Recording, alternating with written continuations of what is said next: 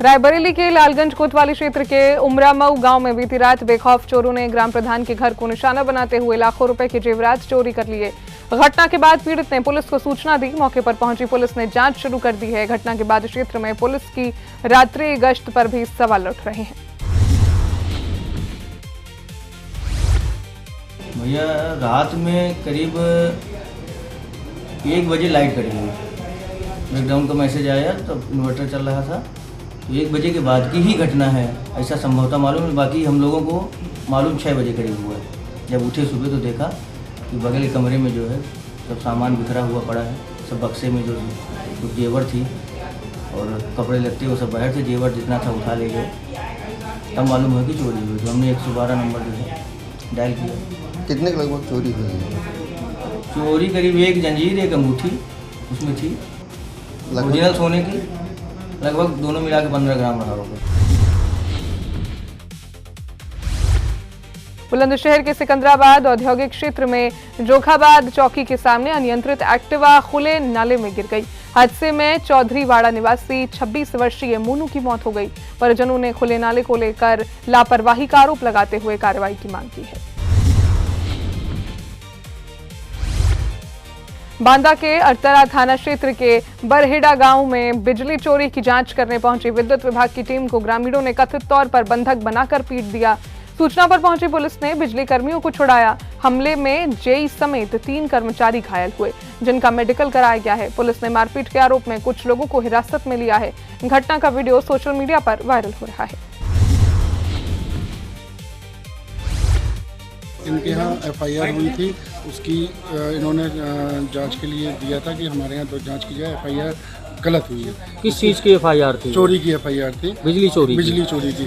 तो उन्होंने कहा, हम लोग जांच करने पहुँचे, पहले ही से उग्र हो गए और इन लोगों ने हाथापाई करना स्टार्ट की। हाथापाई करने में इन्होंने जैसा कि विजय साहब को पकड़ लिया और इसके बाद मुझे पकड़ा, गले से पकड़ के मेरे मुँह में 2-3 ये कोहनी से मारा। किसी गांव में कुछ बिजली के लिए गए थे, तो उनको शायद वहाँ के कुछ लोगों के द्वारा मारा पीटा गया था। 3 कर्मचारी थे लगभग, उसमें से कुछ 1-2 इंजीनियर भी थे। उनको कुछ चोटें आई हैं, तो मेडिकल के लिए मेडिकल के बाद आपने थाने भेज दिए इनको? जी। जनपद बांदा में थाना अतर्रा में सूचना प्राप्त हुई कि गांव बरेंढा में IGRS की जांच करने गई विद्युत विभाग की टीम के साथ गांव के कुछ व्यक्तियों द्वारा विवाद किया गया। उनके साथ अभद्रता व सरकारी काम में बाधा डालने का प्रयास किया गया। इस संबंध में प्राप्त तहरीर के आधार पर सुसंगत धाराओं में थाना अतर्रा पर अभियोग पंजीकृत किया गया है। 3 अभियुक्तों को हिरासत में लिया गया है और अन्य आवश्यक वैधानिक कार्यवाही की जा रही है। उत्तर प्रदेश बीजेपी के प्रदेश उपाध्यक्ष ब्रज बहादुर भारद्वाज का पहली बार फिरोजाबाद आगमन पर कार्यकर्ताओं और समर्थकों ने जगह जगह जोरदार स्वागत किया। इसके बाद उन्होंने जिला कार्यालय में आयोजित मासिक बैठक में हिस्सा लिया और पदाधिकारियों व कार्यकर्ताओं के साथ संगठन की समीक्षा बैठक कर आगामी कार्यक्रमों को लेकर चर्चा की। इस दौरान उन्होंने कार्यकर्ताओं में उत्साह का संचार करते हुए संगठन को और मजबूत करने का आह्वान किया। कार्यकर्ताओं का पहले मैं बहुत बहुत आभार करता हूँ, उनका अभिनंदन करता हूँ। मैं तो लगातार मैं बैठकों में आता रहता हूँ, लेकिन घोषणा के बाद पहली बार आया हूँ। लगता है कार्यकर्ताओं को उनके कुछ नया होना चाहिए। उसके कार्यकर्ताओं ने जो मेरा स्वागत अभिनंदन किया है, मैं उसके लिए उनका बहुत आभारी हूँ, बहुत बहुत धन्यवाद करता हूँ कि उन सबने मुझे इतना प्यार विवाद किया है उसके लिए। और मासिक बैठक रहती है, मैं उसी मासिक बैठक में आया हूँ, तमाम लोगों की कार्यकर्ताओं की पदाधिकारियों की बैठक रहती है। ब्रज बहादुर भाई साहब का आभार, हमारे पार्टी के कार्यकर्ता खासतौर युवा मोर्चा और भाई साहब को पूरे दायित्व मिला है, इसके लिए भाई साहब को आला कमान का बहुत बहुत धन्यवाद। प्रदेश के उपाध्यक्ष सबके नेता हैं, फिरोजाबाद जिले के लगातार 24 से प्रभारी के नाते ऐसे आदरणीय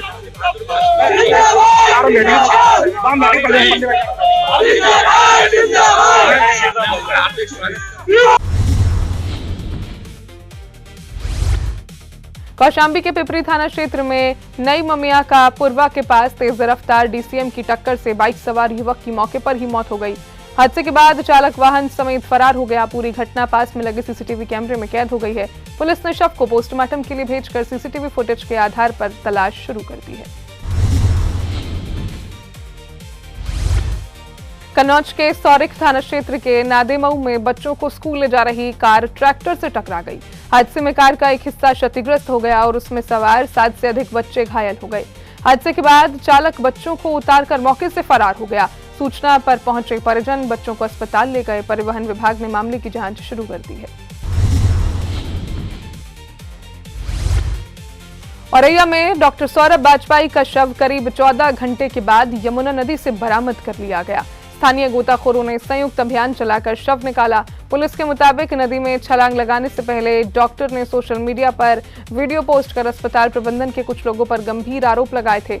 परिजनों की तहरीर पर राम अवतार हॉस्पिटल के संचालक डॉक्टर एसपी सिंह के खिलाफ मुकदमा दर्ज कर उन्हें गिरफ्तार कर लिया गया है। पुलिस वीडियो में लगाए गए आरोपों समेत पूरे मामले की जांच कर रही है।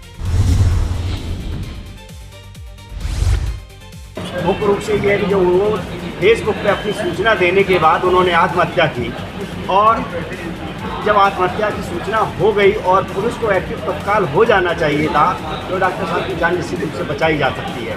लेकिन यही क्या इस तरह का प्रकरण का है कि ज़्यादा से ज़्यादा मामलों में ये सरकार के लोग, प्रशासन के लोग बिल्कुल जो है असंवेदनशील हैं। कभी किसी को ये चिंता नहीं रहती है। बड़ी घटनाओं का इंतजार किया जाता है, कोई बड़ी घटना हो जाए तब उसके बाद हम उसका ढिंढोरा पीटें और उसमें फिर सुधार करने की कोशिश की जाती है। जनपदीय कंट्रोल रूम से सूचना प्राप्त हुई कि थाना औरैया क्षेत्रांतर्गत यमुना नदी में कूदकर एक व्यक्ति द्वारा आत्महत्या की गई है। तत्काल सूचना प्राप्त होने पर थाना की टीम सीओ सिटी व एडिशनल एसपी के निर्देशन में एसडीआरएफ टीम के साथ में लगातार एक सर्च ऑपरेशन चल रहा था, जिसमें अथक प्रयास के बाद में आज 16 जुलाई की प्रातः शव बरामद हुआ है। शव की पहचान डॉक्टर सौरभ वाजपेयी पुत्र नंद किशोर वाजपेयी उम्र लगभग 30 वर्ष निवासी जनपद लखीमपुर खीरी के रूप में हुई है। मेरा भतीजा यहाँ पे हॉस्पिटल में था, डॉक्टर सौरभ वाजपेयी, और काफ़ी दिनों से वो परेशान था। यहाँ जो डॉक्टर सर्वेश सिंह हैं, उनके जो रिश्तेदार एसपी सिंह हैं जो वहाँ के डायरेक्टर हैं, और एक गौरव सिंह हैं, ये लोग उसको काफ़ी प्रताड़ित करते थे। ये लोग हम लोग जान नहीं पाए, काफ़ी बाद में जान पाए इसका। हम लोग काफ़ी बाद में जान पाए इसका वेतन भी नहीं देते थे और इसका कमरे का भी इंतजाम अच्छा नहीं था। तो उसने कहा कि हम कमरा चेंज करना चाहते हैं। ये लोग पता नहीं क्यों उसको मानसिक रूप से प्रताड़ित कर कमरा भी नहीं चेंज कर रहे। उस दिन कमरे को लेकर भी विवाद हुआ था। सोनभद्र के नगवा ब्लॉक स्थित चेरुई सहकारी समिति पर किसानों ने डीएपी और यूरिया की उपलब्धता को लेकर प्रदर्शन किया। किसान नौजवान संघर्ष मोर्चा के बैनर तले किसानों ने समय पर पर्याप्त खाद उपलब्ध कराने और वितरण व्यवस्था को पारदर्शी बनाने की मांग उठाई। इस दौरान पेड़ है तो प्राण है अभियान के तहत किसान परिवारों को सैकड़ों फलदार पौधों का भी वितरण किया गया। अन्नदाताओं के अनादर पर अन्नदाताओं का आदेश हमें मिला कि आप चेरुई सोसाइटी पे आइए, चेरुई सहकारी समिति पे आइए। आज अब मैं आपसे कहना चाहता हूं कि चेरुई, मरकुड़ी, बघमा, घोड़ाघर से लेके लौंगा, समदा, बहेरा तक, पपड़हवा, पल्हारी से लेके सोमा, सथारी तक और दरमा, देनारी से लेके पलपल, ढोसरा तक आज किसानों के बीच में जो खाद को लेकर के दर दर भटकने की आज नौबत आई है। इसके पीछे ये सरकार पूरी तरह से कालनेमी का रूप धारण कर ली है। जो किसानों के इतिहास में अब तक के इतना शोषण कभी भी किसानों का किसी सरकार ने नहीं किया।